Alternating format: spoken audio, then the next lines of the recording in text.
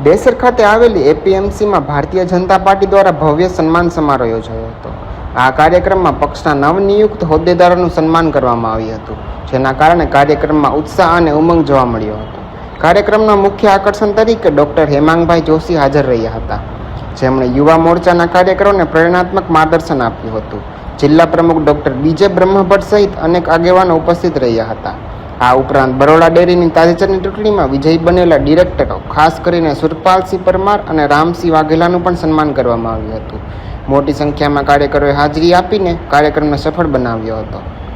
APMC ખાતે સાવલી અને ડેસરના નવનિયુક્ત ડિરેક્ટરનો અભિવાદન સમારોહ રાખવામાં આવેલ છે.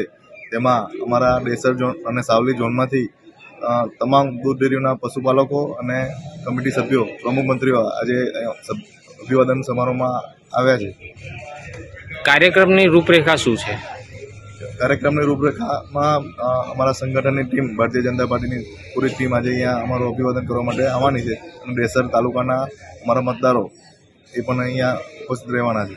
ડેરીમાં ડિરેક્ટર ઝોન 6 માંથી બન્યા પછી આગામી આપનું શું લક્ષ્ય હશે? ડેરીમાં ડિરેક્ટર બન્યા પછી મેં એક તો પહેલાં આપણે મીડિયાના માધ્યમથી જણાવ્યું હતું કે અમારા ઝોનની અંદર સૌથી વધારે ડેરીઓ બંધ છે, તે ચાલુ કરવાનું મારી પ્રથમ પ્રાથમિકતા રહેશે. આવા જ વધુ સમાચારો જોવા માટે સબસ્ક્રાઇબ કરો અમારી યુટ્યુબ ચેનલને અને જોડાયેલા રહો ફેસબુક, ઇન્સ્ટાગ્રામ અને ટ્વિટર પર.